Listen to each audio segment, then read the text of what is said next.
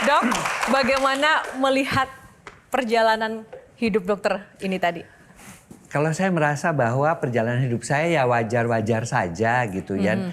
Syukur alhamdulillah Tuhan memberikan saya bisa mencapai tujuan. Karena ingin menjadi dokter itu memang cita-cita saya dari kecil. Resepnya dokter apa sih bisa konsisten begitu menjalani karir dari awal sampai sekarang, apalagi dengan tempaan militer di rumah? Iya, karena jadi begini, di keluarga kami itu tidak ada yang dokter, ya. Sementara waktu itu banyak yang sakit. Nah, orang tua saya itu pengen banget ada anaknya yang jadi dokter.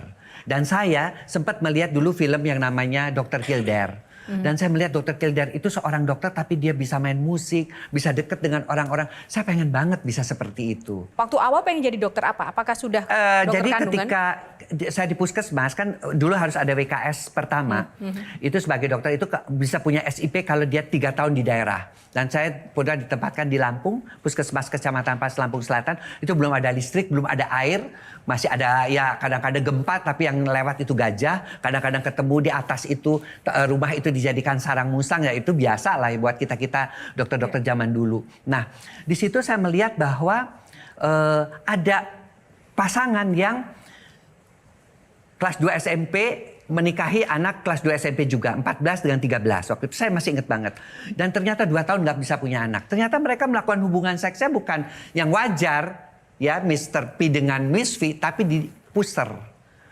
Sampai dia bilang, dokter kenapa ya saya nggak bisa punya anak? Padahal puser istri saya itu sampai udah merah, katanya sudah kesakitan. Nah ternyata dia melakukannya di situ saking tidak adanya pendidikan seks. Nyata Di ada situ itu kenyataan. Itu adalah kenyataan yang saya nggak pernah lupa. Dari situlah saya mengambil bagian apa saya harus mengambil. Ternyata di bagian itu ada namanya bagian obstetrik ginekologi sosial. Makanya saya ingin sekali menjadi seorang ginekolog, tapi yang sosial, artinya yang bisa memberikan edukasi kepada masyarakat. Satu hal tentang Dr. Boyka adalah dia adalah sosok pekerja keras dan juga tangguh. Nah, kita akan lihat testimoni tentang Dr. Boyka. Papa itu orangnya hatinya tuh lembut banget. Waktu adik aku nikahan atau waktu aku nikah itu pasti papa yang nangisnya tuh paling kenceng dibanding semua anggota keluarga, bisa kayak nangis terseduh-seduh gitu. Jadi emang beliau tuh hatinya lembut banget, sensitif banget gitu. Oh, papa itu juga kadang suka narsis. Jadi dia suka bilang gini, Kak, papa tuh lihat deh, umur segini mukanya masih awet muda ya, masih kenceng tuh lihat.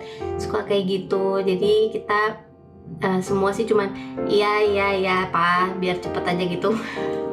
Tapi emang beliau mukanya emang masih bagus sih, masih awet muda untuk umur yang nggak muda lagi gitu. Terus ya pokoknya semoga papa selalu bahagia, selalu diberkahi rahmat rezeki yang banyak oleh Allah, selalu dalam lindungan Allah.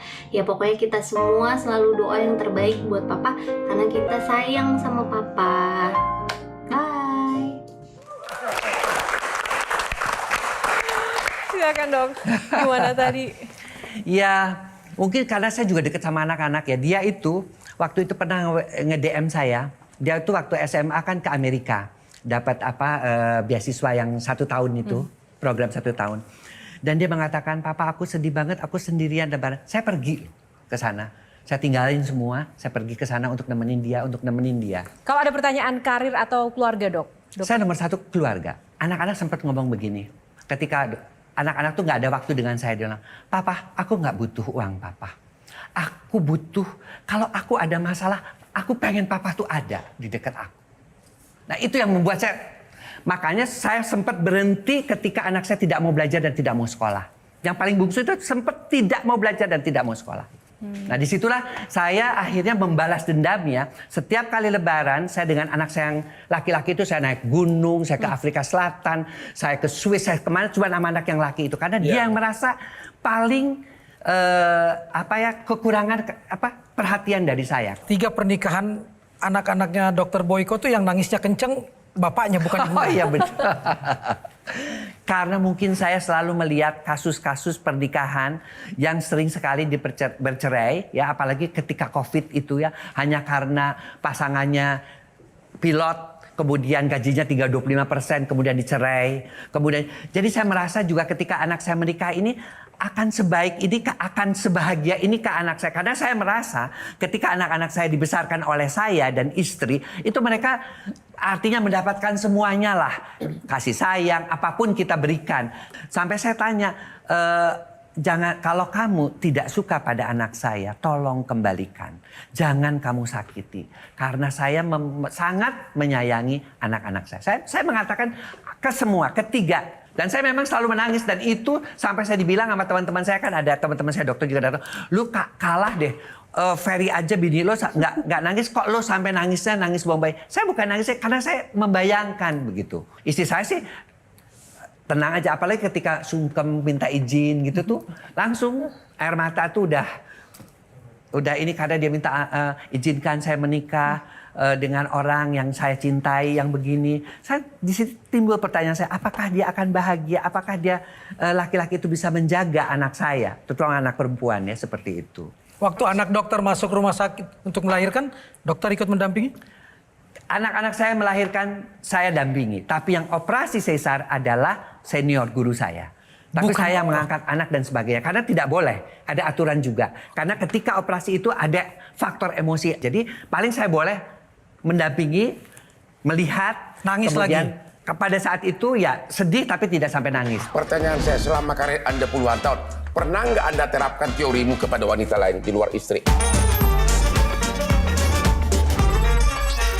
Jelajahi cara baru mendapatkan informasi. Download Metro TV Extend sekarang.